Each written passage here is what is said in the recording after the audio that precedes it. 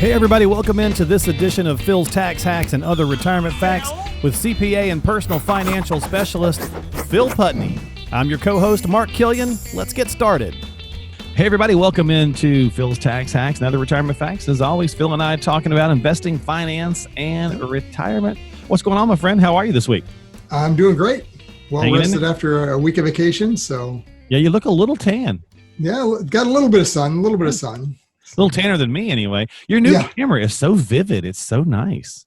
Yeah, I'm really liking it. It seems to do good with lighting, and I don't have that halo effect anymore. So and the green really pops in the background. My colors are all muted.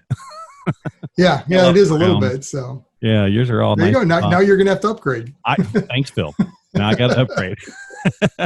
Well, we got a good show lined up for you folks this week. As always, if you hear something useful on the podcast, make sure you check with a qualified professional before you take any action, and you can reach out to us on the podcast. Don't forget to hit the subscribe button on whatever platform you're choosing, whether it's Apple, Google, Spotify, YouTube, all that good stuff. We'd certainly appreciate it. And this week on the podcast, we're going to talk about building a financial house, if you will. So did you ever build card houses? When you were a kid, play cards. Did you guys do that this weekend at all? When you go camping? No, we didn't do card houses. We played cards, but didn't do card houses. So. All right. I used to love to build card houses, and my sister and I would get into a competition as to which, who could get one the highest. Yep. We used to do that with the kids when they were younger at restaurants, waiting for food with the sugar packs. With the sugar packs. Okay. Yep. Yeah, nice. Same kind of thing. So good idea. Or of course, you can go to. I guess I shouldn't say the name, but you can go to that one restaurant where they have the little game and you can the golf tee and you can I used to play that. Yeah. Who's smarter than who? Who could get to one? That's right. Who can get all right. So building a financial house. So this is kind of simple. We'll do a few graphics, I think, as well on this. This should look nice. For some people, the idea, Phil, of putting together a financial plan, well, it doesn't sound like a lot of fun, Right. It's to be honest, it's kind of daunting, right? It can be anyway. And it can be. It's really you get out of it what you put into it. So great point. Just like anything in life.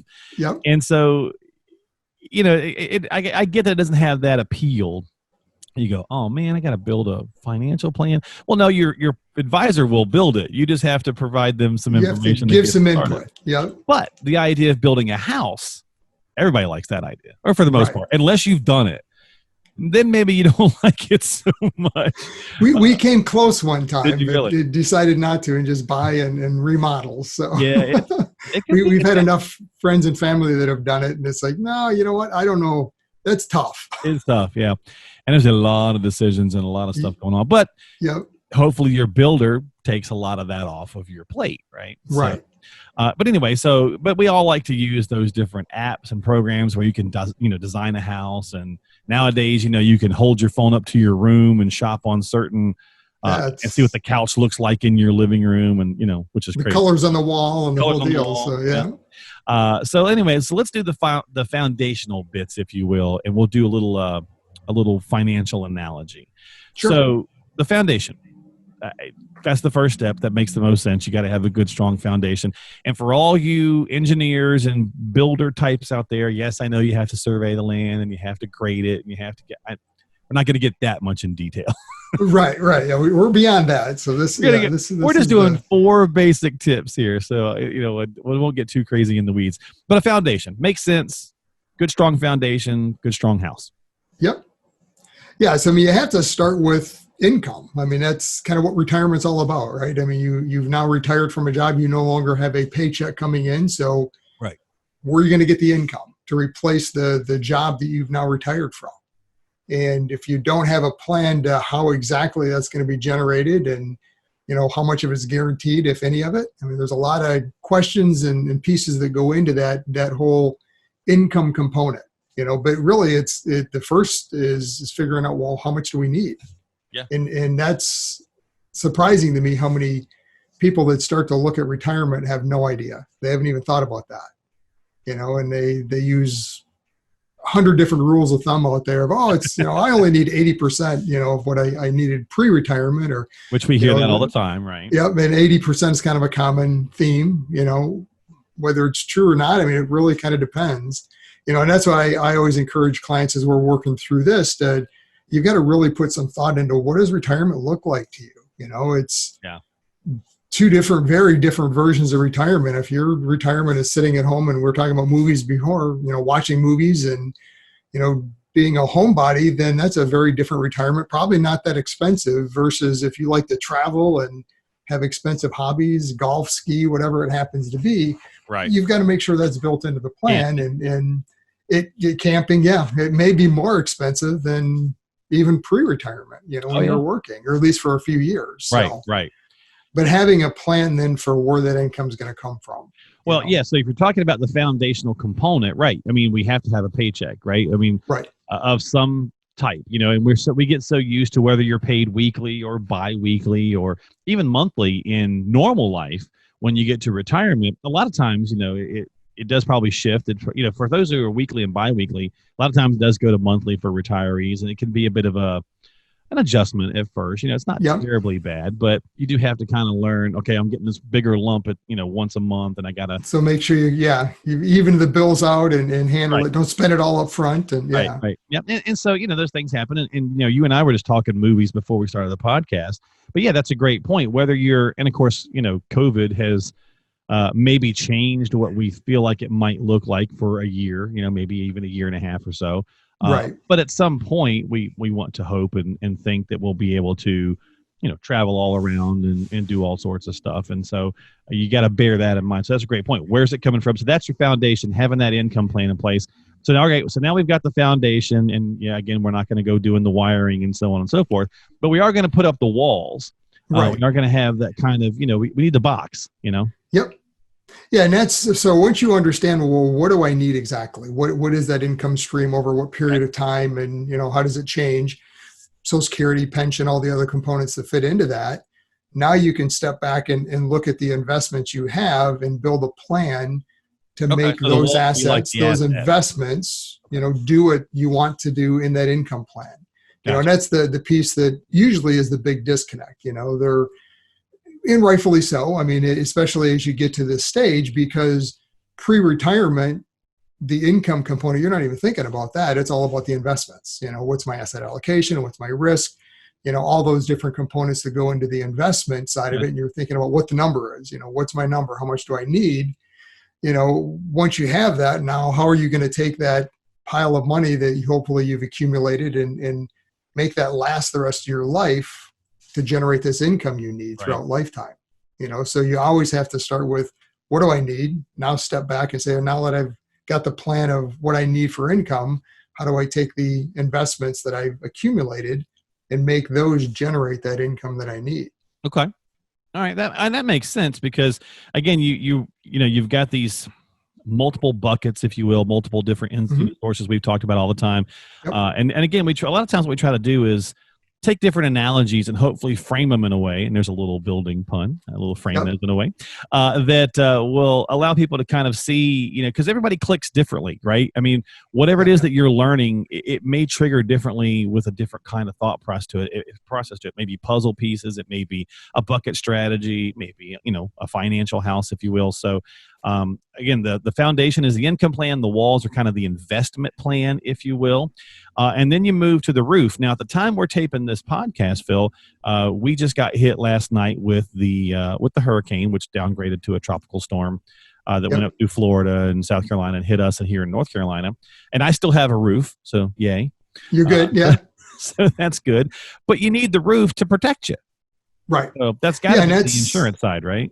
Absolutely. Yeah. So that's kind of that next piece you have to look at is, okay, the plan works well, get you through what you anticipate your full life expectancy to be without anything happening, but what is, and we call it, in our scenario, stress testing the plan, so base plan, when we're looking at income, and the investment plan, assuming you both live to full life expectancies, don't have a need for long-term care, both survive all the way to full life expectancy, whatever that happens to be in your scenario, and then pass away in your sleep, so to speak, Right. That's a great plan, but now you've got to step back and say, what happens if it doesn't happen that way? Not a fun topic ever to get into, but you have to look at what happens if either spouse passes early.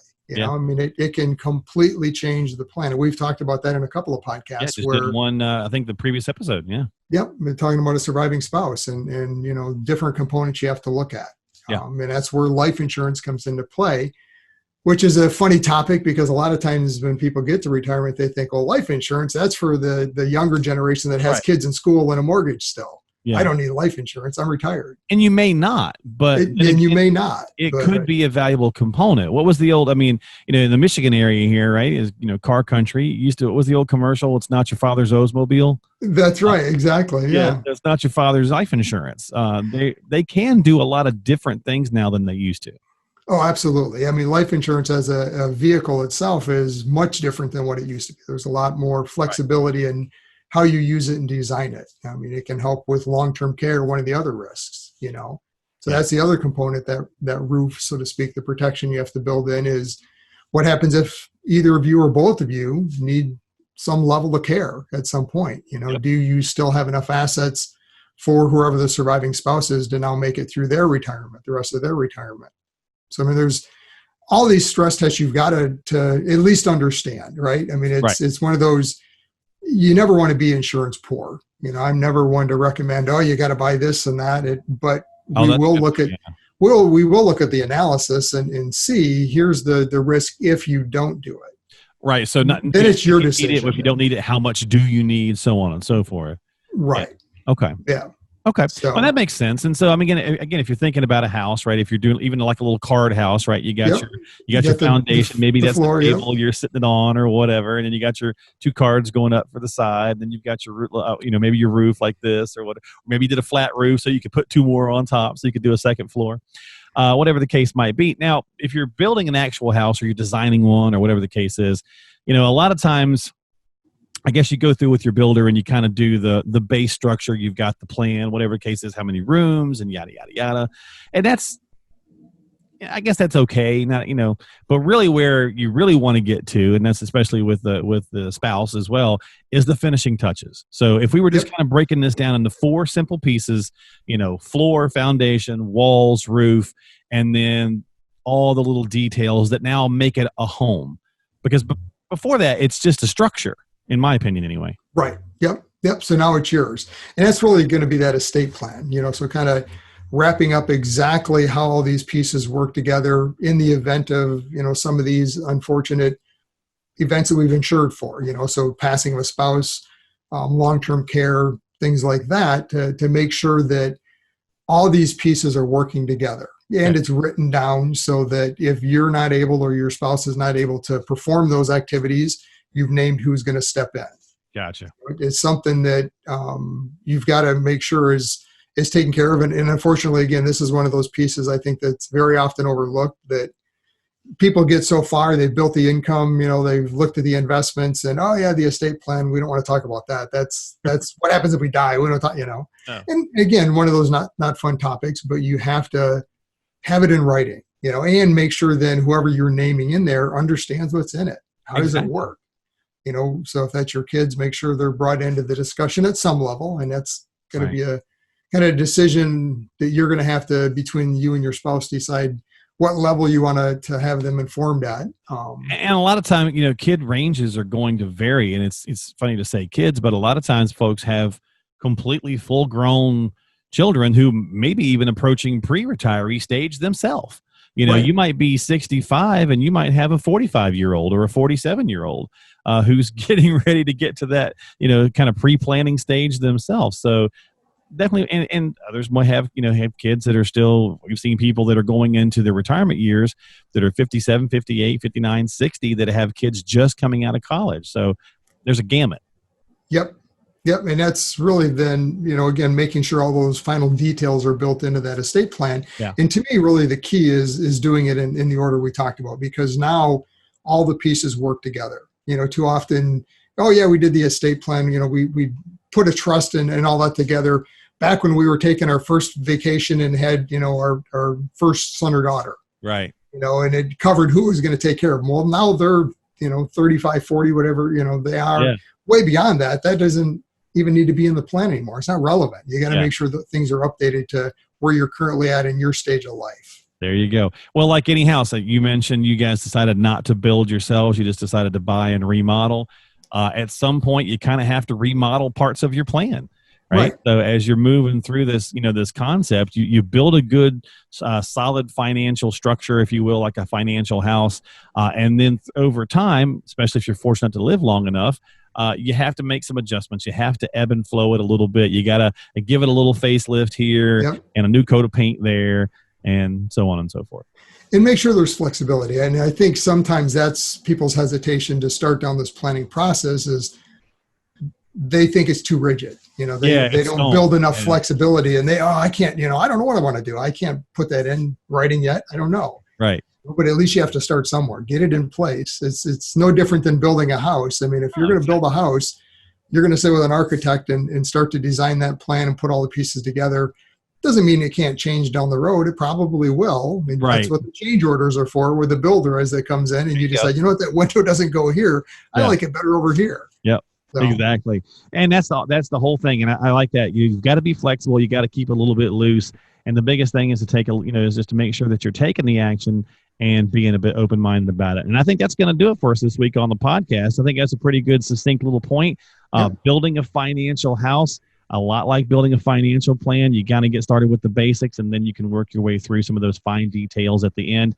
And as always, folks, if you hear something that piqued your interest, before you take action, reach out to Phil. I'll put the number on the screen, but it is 248-888-7530. That's 248-888-7530. You can also go to philstaxhacks.com.